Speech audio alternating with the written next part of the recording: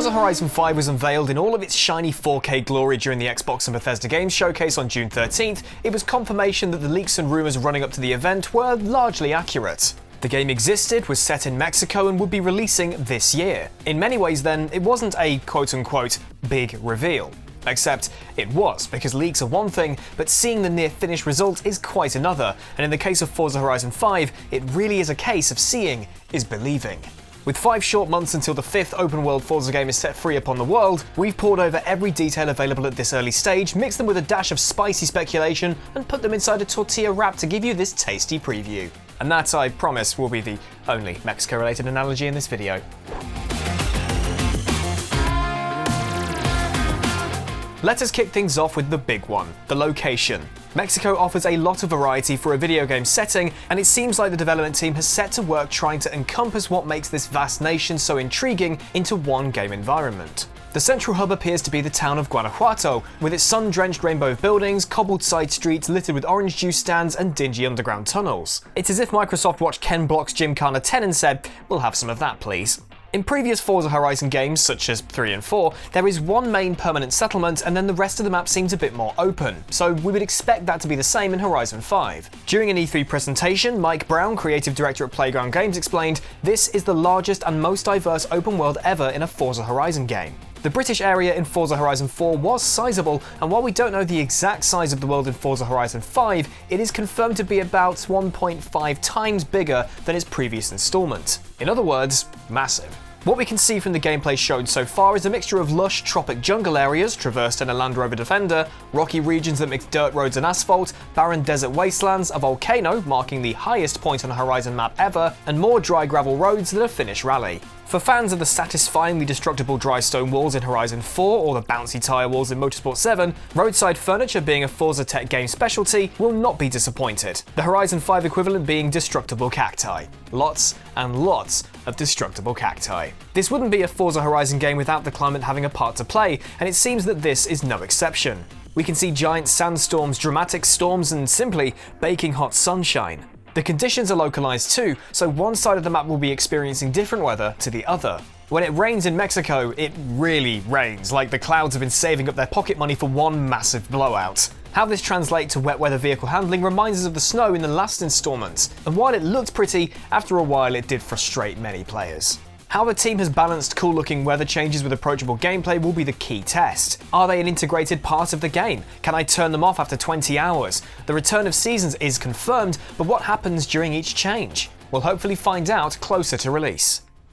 You know that Super 7 mode added to Forza Horizon 4 that allowed you to create your own challenges and share them with the world? Do you also know about Dirt 5's Playground level creator or Trackmania's map editor? Good. Well, if you combine all those previously mentioned elements together, it sounds like you get something similar to Forza Horizon 5's Events Labs. At least that's what we can make out from the scant 23 seconds of gameplay we've seen of this mode so far. A bright yellow Bronco, what appears to be several rival online racers, some giant bowling pins and wind pads that rise your car up into the sky like it's Fall Guys. It's described as a toolset that allow you to create your own races, game modes, and gameplay experiences. We're told that you can even customize the rules of the game, which sounds very much like MotorStorm Apocalypse's Create mode, which allowed you to create entire disciplines. If Events Lab cherry picks all the best elements from the aforementioned games, then we could be onto a winner that elongates the shelf life of the game thanks to community created content.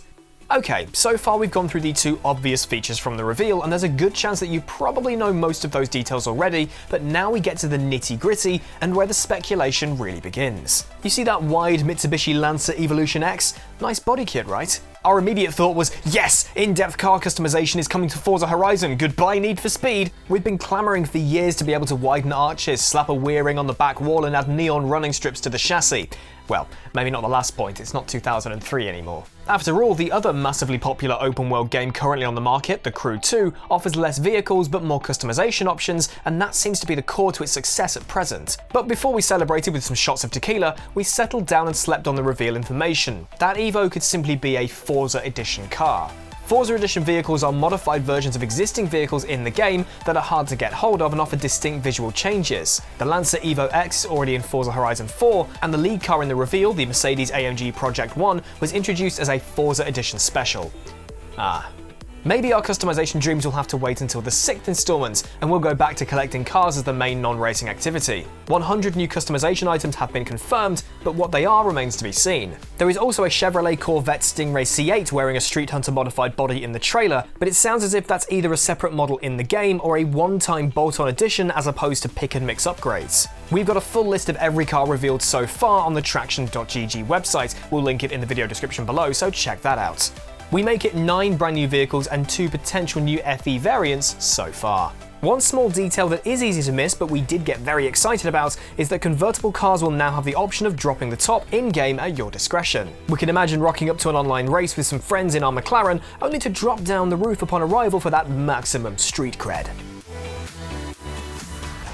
Speaking of playing online, ranked online racing is all the rage these days. The primary function of iRacing and GT Sport, now we've seen every current racing game under the sun try and implement it in some way, shape or form, and Forza Horizon has now jumped on board. But how would that work in an open world, bombastic game like this where rubbing is very much racing?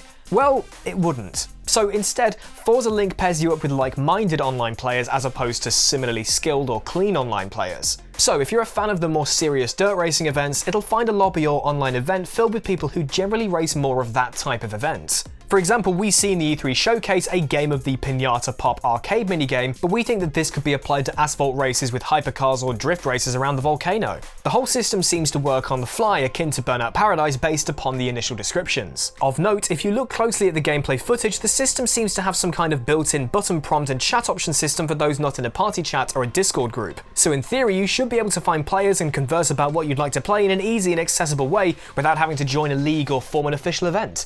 Nice. Okay, so a brand new volumetric lighting system that delivers those all-important God rays. Real Mexican skies captured in HDR at 12K providing lifelike results, and dynamic lighting and individual cacti needles. Words such as lush, beautiful, and the power of the Xbox Series consoles are thrown about with abandon. There's no doubting that Forza Horizon 5 looks beautiful in the footage shown, a step forward from previous titles. But what specification of device was this footage captured on? We don't know. While the Xbox Series consoles are mentioned audibly, it doesn't say captured on Series X anywhere. It does say all in-game 4K footage though, so this is most likely nothing to be worried about. There's no in-engine trickery here like the Forza Motorsport trailer. The game will run at 4K and 60 frames per second on Series X and top-end PCs. Tick, tick, tick.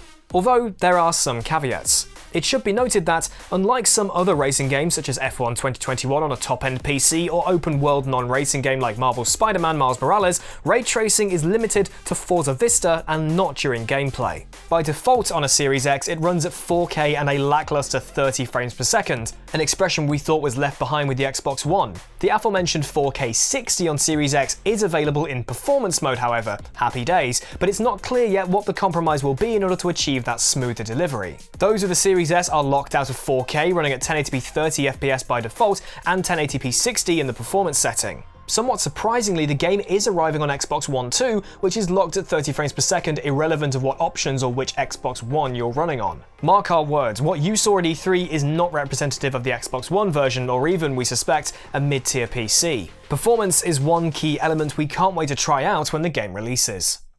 Ah yes, the release. 9th of November 2021 for Xbox Series S and X, Xbox One and PC via both the Xbox app and Steam. Pretty soon, right? Let's all join the hype machine. It's also coming to Game Pass on launch day, so if you're already a subscriber, you can join in the fun for no additional charge. But as usual, there are different editions of the game and it's a little confusing, so stand by.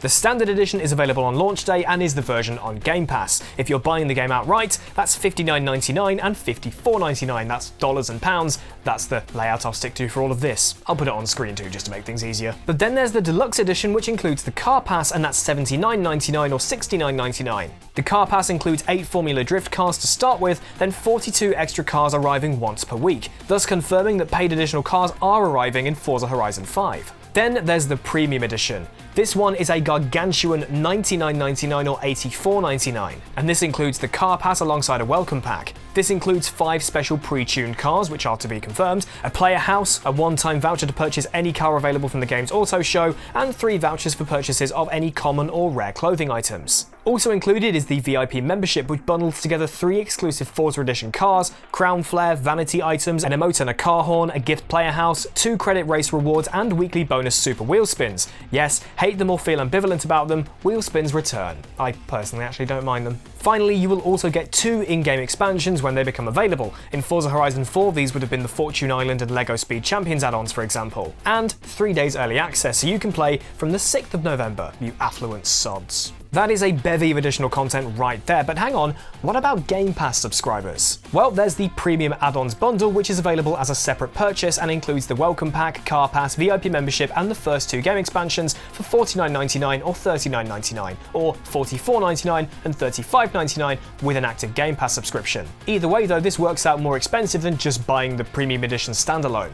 Here's a tip, Game Pass is considered by many to be great value, but if you are truly wanting to get the most out of Forza Horizon 5 and its DLC, you might think it's worthwhile getting Game Pass, but it might actually be better to simply buy the game outright, but let us know your opinions on that in the comments below. That is unless of course you're already a Game Pass subscriber, in which case, crack on.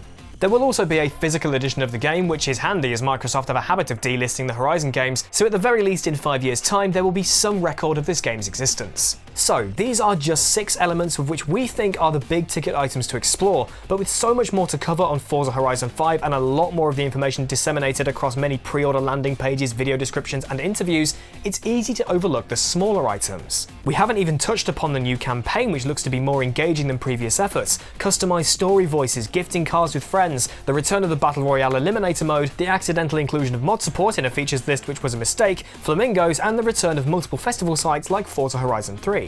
Well, we did just now, but you get the gist. So we want to hear from you. What are you most excited for about Forza Horizon 5? And are you going to get it on Game Pass, or are you going to buy it outright? I'm kind of more tempted to go for the Steam release this time round, but let me know in the comment section below. Please do subscribe to the Traxion channel to keep up with all things Forza Horizon 5 and ring the bell to not miss out on any videos. Until I see you again, thank you very much for watching, keep it pinned, and I'll see you next time.